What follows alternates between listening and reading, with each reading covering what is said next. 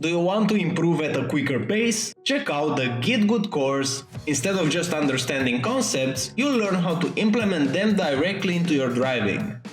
What makes it effective is the approach and practical drills.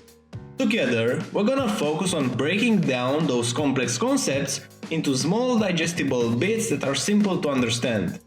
Everything from the course was tested and refined during the years in coaching sessions, so what I ended up with was the ones that I saw were the most effective. Let's elevate your racing skills together.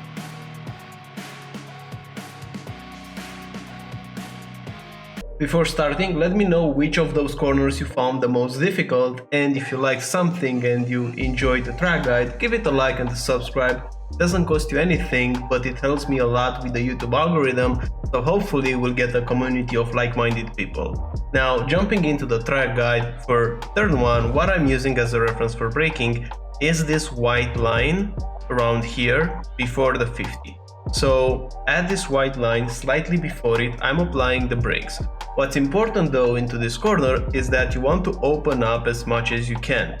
But if you will put your left tires to the red and orange rumble strip, your braking won't be as efficient, just because the ABS will trigger in a lot sooner because you have this elevation change with the tire. The tire bounces up and down under braking if you're gonna brake with your left tires on this part, so the braking won't be efficiently. So what you want to have is this curb in the middle of your car. On the left side near the white line you have your left tires, on the right side you have that green part of the tarmac. So you want to brake like this, you will have a lot more grip.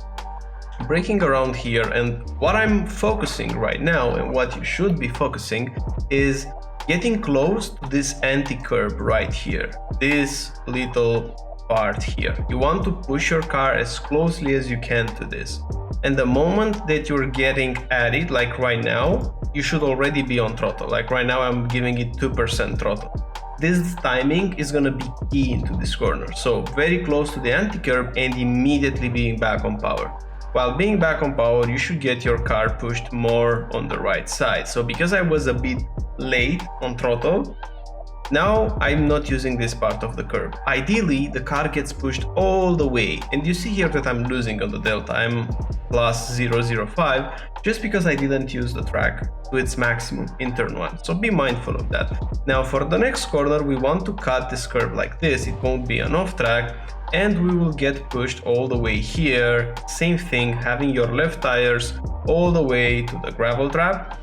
Now turning into the corner, I'm using the end of the cone here as a reference for turning in, so whenever the cone is ending, I'm turning with 100% throttle, and I aim at this anti-curb on the right side, this red part. I want to get as closely as I can to it without touching it, and moments before arriving at the white line, I'm doing a drop in throttle like right now, and then immediately being back on power, so that I won't get the off track. So using all the track in this part is key, and as a team for Aragon, you really want to use those curves. There's a lot of lap time to be found by maximizing the track limits.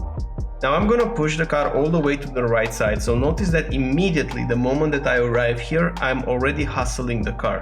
You don't want to lose precious time around here just because the positioning of the next corner can be uncomfortable if you don't prepare it. So you don't have any time to lose. The moment that you're here, instantly turning the wheel to the straight, you want to bring the car all the way to this curb. So whenever you're going into the next corner like this, which is flat out on entry, you will brake almost in a straight line. So I'm braking diagonally towards the next curb, starting from here. So the moment that I'm touching this curb, like right now, I'm gonna apply the brakes, and I will brake as straight as I can. Notice my steering wheel is not 100% straight, so I don't have 0 degrees of steering angle, but I'm trying to minimize turning left. So I'm trying to brake almost straight, and then as the speed car decreases, I will turn more and more and more. What's key though is this frame right here. Notice that I'm using this part of the curb to open up the next corner. That's gonna be key. In terms of apex, you want to be very close to this red sausage curve without touching it, so almost kissing it, and being on power early. Being on power early here is gonna help with the car balance, because if you will trail brake a bit longer and you will delay your throttle application, the car will feel unstable, and you will see in your laps that sometimes you will spin into this corner. That's the reason why you spin, because you lose rear traction. And what happens when you go earlier on power is that you push a bit of the weight to the rear tires, and because of that you gain the balance of the car back. So going on power here, not only it will give you more lap time because you will have a better exit and a better minimum speed, but also it will balance the car. So it's an important detail. And you want to go all the way here with your left tires on the white line so we can maximize the track. It's similar with now turn 2, because you really want to cut this curve like this to minimize the distance traveled into the next corner, because in the next corner you will go diagonally towards the corner. So we don't want to go to the left side and then brake in a straight line for the next corner. We're going to travel longer distance. Instead, we'll go diagonally like this. I'm looking at this white line around here. This will be my reference for braking. I want to brake slightly before the white line. So at this point I'm already braking, and while braking I'm trying to push the car in front so I can use more this curb at turn in. And while turning into this corner, it's again like the previous corner, the car will feel unstable and the rear might snap. Being earlier on power can make you balance the car to get more like a neutral balance. In this scenario though, I have a bit of oversteer like right now, and I have to correct it.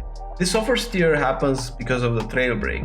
So if you have this combination of just let's say 5 extra kph but trail braking in the lower percentages, the rear will feel like it's gonna snap. What you want to do here is to nail the entry speed. If you have the correct entry speed, you won't have this hesitation with turning in, but also pushing the throttle will help balancing the car. On the exit, use all this track is going to be key, and stay here. For some reason I'm bringing the car to the right just to bring it back to the left. This is not ideal, so notice if you're doing this. Sometimes we do it unconsciously, which happened to me. So instead of doing this movement of the car from arriving at the curb to pushing and again going to the tarmac, this is not needed, because in the next corner you will brake on this curb. So notice that I'm now bringing the car back. So quite not ideal. You can use a bit more of the curb and you will open up a bit more the next corner. In terms of braking, I'm using the white line around here, this white line. I want to brake slightly before the white line, and while trailing into this corner, super important to be close to this curb. The moment that I'm arriving at this curb, I'm giving it a blimp of throttle, then I'm braking, and notice my car position. You don't want to be all the way to the left, you want to be in the center of the track, downshifting in first gear and cutting just the red and orange part of the curb. You don't want to touch the green into this corner, it's gonna push you into a weird angle. Now, what was my mistake here? I was too late on power. So you should be a bit earlier than you think on power, because you have all this space here on the exit. So you can use this space without getting the off track.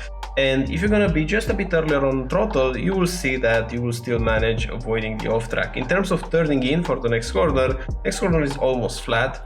So we want to turn at the end of this curve right here. Even a bit later will be fine. So you can use this white triangle around here, turning into this corner, flat, flat, flat, up until I go closer to this part where I do a smaller lift. You want to minimize the lift that you're doing. Generally, if you will turn a bit later, your lift is also going to be smaller because you will get a later apex. Later apex means that you will have more space on the exit.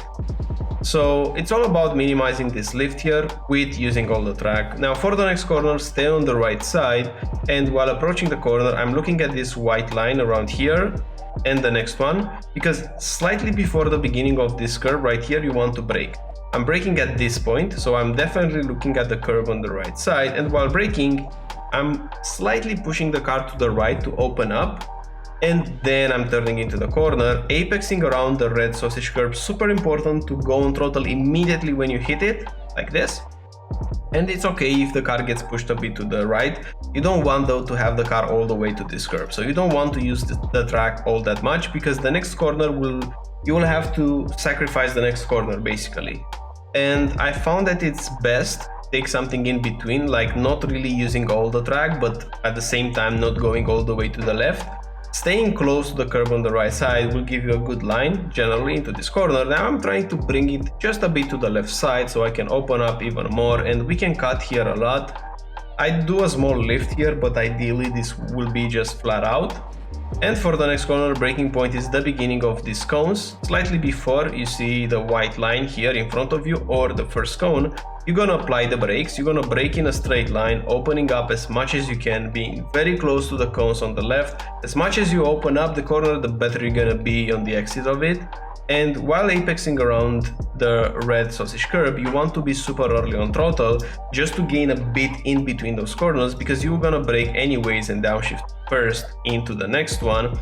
And for this corner, my reference is this anti-curb right here. I want to go very closely to it, and in first gear you can be aggressive on the throttle like this.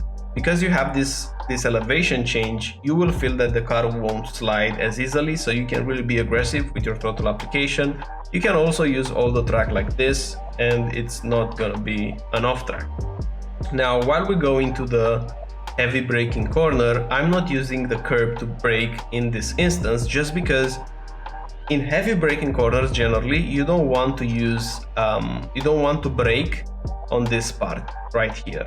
So for me, it's a bit easier to stay at the white line and brake like this, maybe bring the car a bit to the right side and then turn into the corner. So don't use the curb for the braking, brake at the white line. Now going into this corner, super important to apex around the anti-curb. It's a bit harder to see, and I'm also taking a bit of a wider line, so it wasn't a perfect corner for me either here. But let me see if it's visible. From this angle it's not, but if you have triples or a slightly bigger ultra wide, you will see an anti-curb on the left side. I'm aiming at that anti-curb into this corner, but notice that I'm not very tight here. I mean, I'm not staying very tight. I go more like a V-shaped line. I push the car a bit more in front and then I cut it, just so I can carry a bit more speed. But indeed it wasn't ideal, because in the next corner, because I get close to this part here, I have to do a lift. So you want here to take it as flat as you can, or with the smallest lift. So I lift to 64. If you lift to 80, it's gonna be a lot better, as you will carry this speed all the way. Since this corner is again flat, just apexing near the anti-curb. And in short, that's a track guide of Aragon with the Ferrari. If you want to develop your racing skills even faster, if you want to improve at a quicker pace, you can check out my course. Obviously, if you like my style here, you will find the course working really well for you. The link is in the video description. But I hope you learned something out of this track guide, and I'm looking forward to see you next season. This was the last track guide of Ferrari Fix for this season. Hope you enjoyed it. Hope you had some great results by watching the track guides. I'm really happy for the support that I'm having. And again, if you can engage with the videos more, if you can give it a like, a subscribe, a comment, this will help the YouTube algorithm and it will help me even more.